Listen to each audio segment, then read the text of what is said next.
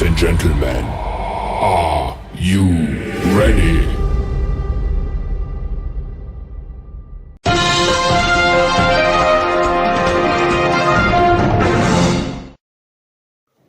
Oh, yeah, motherfuckers. Oh, yeah, I'm back. This is your main man, Mr. Can You Dig It, Backwood's Mill. And I'm back with a couple hot ticks of these motherfucking politics. Hit that motherfucking subscribe button, nigga.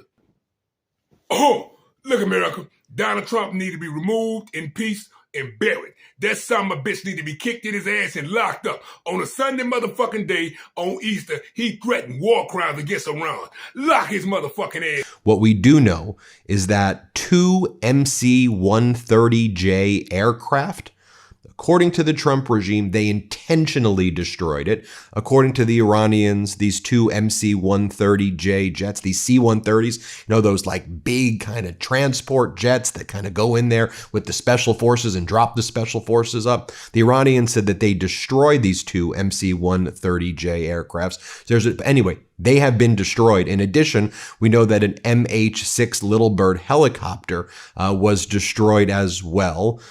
We know that two of the Reaper drones that were used in this rescue mission were destroyed. Then the F-15 and A-10, and then two other helicopters were destroyed a few days back. So you add it all up, anywhere on the low end between 6 to 7 major aircraft, maybe as high as 9 to 10 aircrafts for this mission have all been destroyed, rescuing this one individual. And there's also other just question marks that I have, and I think military analysts have. So you set up a forward base deep within Iran just for this mission with those types of massive airplanes, and then you're saying that you rescued a colonel who was on the rank was a colonel who was on the F-15E, and you set up a whole base in Iran, and it was close enough to Isfahan. Was this an operation involving the Isfahan nuclear facility? And are we just not getting the accurate information at all about what the heck is happening here? So there's just a lot of questions. Apparently there were hundreds of special forces that were used in this one operation, with all of those military aircraft being destroyed. And this is at the same time that the Trump regime has ordered all of these commercial satellite firms like Planet Labs not to publish any of their kind of proprietary data that they would sell to media companies in the Middle East and in Iran. So I just raise those questions here. And we'll continue to dig on the Midas Touch Network. But Iran's parliament leader, MB Ghalibaf, posts a photo of some of those MC-130J aircrafts. These are $100 million aircrafts that were destroyed. And he writes, if the United States gets 3 more victories like this, it will be utterly ruined, with a hand clap emoji, and it's saying this is what the U.S. is viewing a victory, having like 8 more planes and aircraft destroyed, and that's what it was all about. Regime change, we're taking you down. Now it's like, can you open the Strait of Hormuz, you effing bastards? Or now it's about, we rescued someone who was shot down when the United States claimed it had air superiority, and that there was all Iran has is BB guns and they're not able to get us. So then Donald Trump calls up Rachel Scott, reporter Rachel Scott. Here's what he says to her. She goes, spoke with President Trump. He told me the conflict should be over in days, not weeks. But if no deal is made, he's blowing up the whole country with very little off the table. If happens, it happens, he says. And if it doesn't, we're blowing up the whole country, he said. I asked if there's anything off limits. Donald Trump goes, very little is off limits. In other words, Donald Trump just bragging about war crimes to reporters. Rachel Scott goes, I asked the president if his 2 to 3 weeks timeline still holds. And then he goes, it should be days, not weeks. It should be wrapped up in days, because no sane group of people could stand the punishment that's going to rain down on them if it's not, he said. Trump also told her that he doesn't think American troops on the ground will be necessary. I don't think it's necessary, but I don't rule anything out. When I asked the president about his comments to Fox that there could be a deal tomorrow, he said he didn't know if there would be, saying, I have no idea with these people. There could be a deal, and there could also not be a deal. I don't know. I have no idea with these people. They're getting the shit beat out of them, and that's That's all I can tell you. There's been no country that's ever taken a pounding like that. Then regarding NATO, Donald Trump said, this was a test for NATO. I didn't need them, but I wanted to test them. I said, I'd love to have you guys get involved. And they said, well, we can't do it. I said, oh, that's okay. I didn't even give him a hard sell. They probably said, oh, he's a terrible salesman, because all I did say, love to have you be involved. I was doing that as a test. I didn't need that, right? They're paper tiger. They have no ships. They have no nothing. And Putin has zero fear of them, he said. But I did it as a test. It was my test. A test, I say. I asked, then Rachel Scott goes, I asked Donald Trump if he would move back his deadline for Iran. By the way, the deadline is... latest fake deadline is Monday at 10:15 a.m. So let's just be clear. Now he's saying Tuesday. So there's already, he's already doing that. And then he goes, I don't want to talk about it. They have plenty of time to make a deal. If they don't want to make a deal, their whole country is gone, he said. And again, Donald Trump not saying Islamic Republic. He's talking about war crimes on the entire country of Iran. And that's how it's being perceived there as well.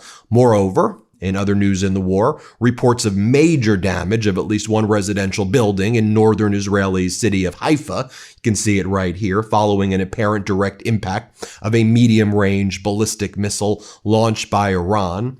In addition, you had Iran hit the Babco, the Bahrain facility right there, the Babco oil storage facility in Bahrain. And then you'll see one of the Patriot missiles provided to Bahrain of the United States, missing the target that was hitting the Babco oil storage, and then the U.S. Patriot missile itself hits the storage facility. This has been confirmed by numerous outlets. And then you can see it right here on the video. And then the Iranian media is bragging about it, how must have gotten some bad American equipment hitting your own facilities right here. Show you this as well. Clear footage showing the moment a recent Iranian strike hit the Neot Hovav industrial zone in southern Israel. The site near the Beersheba in the Negev desert is one of Israel's main chemical and hazardous material hubs. And remember, Israel hit the petrochemical facilities in Iran. Iran then hits the petrochemical facilities in Israel as well as in Kuwait. And remember, yesterday I was showing you some of the Kuwait oil building on fire. We showed you as well the Kuwaiti petrochemical facilities on fire as well. Israel hitting the area in the southern suburbs of Beirut. The fifth Israeli strike in recent time over there, and it's right by the Rafik al-Hariri hospital. Lots of civilians injured over there. You could see what's going on there. It's just been interesting for me also to watch how corporate news has tried to sane wash this all. You have, Sung Min Kim for the Associated Press, also on CNN. Here's how she described Donald Trump's psychotic Easter Sunday post. Trump promises strikes on Iran's power plants and bridges on Tuesday if the Strait of Hormuz isn't reopened. As Ron Filipkowski goes, our editor-in-chief, you left out a few things in that post, don't you think? So that's kind of the sane washing we see. You have New York Times, David Sanger, sane washing Donald Trump's impeachable, insane Easter threat, as Aaron Rupert puts it, and saying, yeah, it was unusually vivid. No, it was psychotic. He's a lunatic. He's a madman. He's a war criminal. He's a predator. He's a sicko. He's a vile piece of trash. Just go and say the person in the Oval Office is a piece of trash. That's who he is. He's a criminal. He's a felon. Stop sane washing this. Oh, look, America. The 25th Amendment need to be invoked to lock this son of a bitch Donald Trump. Lock his motherfucking ass up. He's a war criminal. He's a financial criminal. He's a sex criminal. Put the handcuffs on him. Kick him in his ass. Lock his... Donald Trump is losing it as Americans are demanding that the 25th Amendment be invoked to remove him from office. He clearly is physically and mentally rotting, and he is unable to serve in the position of the presidency. That is an understatement.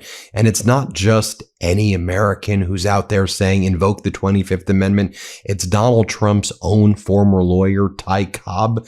It's also the co-founder of the American Conservative magazine, Scott McConnell, they're saying invoke the 25th Amendment now. Here's Ty Cobb, the former White House special counsel, the former White House lawyer during the first Trump administration. He says Donald Trump is gone.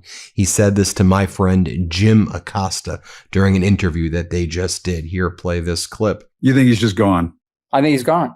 Yeah. And he's right. I mean, just look at the speech that Donald Trump was just giving, where Donald Trump is just out of control. I mean, watch this. Boom. Then another one. Boom. And she was ready to go. She walked back to the corner. She said, I've never been hit like that. Now back to Ty Cobb and Jim Acosta for a moment. Here, Ty Cobb says the 25th Amendment needs to be invoked, but Donald Trump's cabinet is just too cowardly. But it needs to be invoked. Here, play this clip. It's not a surprise that we're in this much trouble. It's not a surprise that given the fact that the cabinet will not invoke the 25th Amendment for a man who's clearly insane.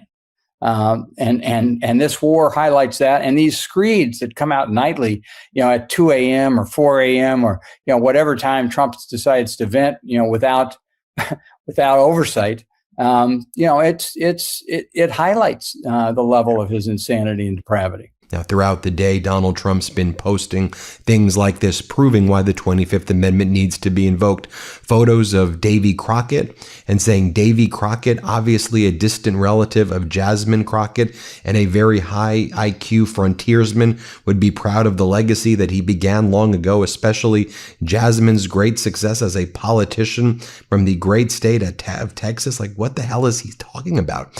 He then posts, is Bruce Springsteen going to sue his plastic surgeon? Then earlier he said, bad and very boring singer Bruce Springsteen looks like a dried up prune. MAGA should boycott his overpriced concerts, which suck. Bruce Springsteen, you suck, he says. Save your hard-earned money, America. Bruce Springsteen sucks. Don't see his concerts. As America is in Donald Trump's catastrophic war in Iran, as people are suffering here, that's what he's posting right now. I mean, Donald Trump's out there posting our military, the greatest and most powerful by far anywhere in the world, hasn't even started destroying what's left in Iran. Bridges next, then electric power plants. New regime leadership knows what has to be done and has to be done fast. Exclamation point, Donald J. Trump, he's out there just posting war crimes and crimes against humanity over and over again next to Davy Crockett and saying Bruce Springsteen sucks. Oh, look, America. Donald Trump, the stupid son of a bitch, is losing it. This motherfucker made a statement. These was the words. Open the fucking restraint or abuse or he gonna kill them or commit war crimes. Put the handcuffs on him. Lock his... All eyes on the White House today after a sharp escalation from President Donald Trump. He is set to speak later today, less than 24 hours after threatening massive strikes on Iran. The tension centered around the Strait of Hormuz, a critical global shipping route, and our Lionel Donovan joins us now to break down this expletive-filled post and what comes next. Lionel? Good morning, Wisdom and Simone. Well, we expect to hear from the president this afternoon, and here is the message that Trump posted on social media earlier today. You can see right there that he's demanding that the strait is reopened by tomorrow and promising that Iranians would be, quote, living in hell if that doesn't happen. Analysts and experts have warned that oil prices will only rise the longer the strait stays closed. And if something doesn't change fast, they may become too high to manage. Trump's new threat comes after U.S. forces rescued 2 crew members from a U.S. fighter jet that was shot down last Friday. The pilot was rescued that same day, and the second crew member was rescued early Sunday morning. The rescues, however, mark 6 weeks of fighting between Iran and the U.S. and Israel, which has been felt not just among U.S. allies in the Gulf, but across the world as oil prices continue to climb. And now Washington ponders the possibility of a ground war. Oh, look, America. You tell me this son of a bitch Donald Trump don't need to be removed. These are his words. Open the fucking strait, you crazy bastard, or you will be living in hell. Put the handcuffs on him. Lock his motherfucking ass up. Donald Trump posted a profanity-laced post on his social media platform today, threatening to blow up bridges and power plants in Iran if the Strait of Hormuz does not open by Tuesday. Roughly 20% of the world's oil travels through that strait. And since the war began February 28th, traffic through there has effectively stopped. That has pushed gas prices up to an average of $4.10 a gallon across the country. According to the president's post on Truth Social, if Iran does not agree to a deal by Tuesday night, the U.S. will strike power infrastructure in Iran. The president did tell ABC News today he did not see American troops on the ground in Iran as, quote, necessary. Oh, look, America, for all these fake-ass Christians and Christian nationalists who told Donald Trump he's just like Jesus on Easter, know what you need to do? Turn around. Let a motherfucker kick in your motherfucking ass. Put the handcuffs on him. Lock his motherfucking ass.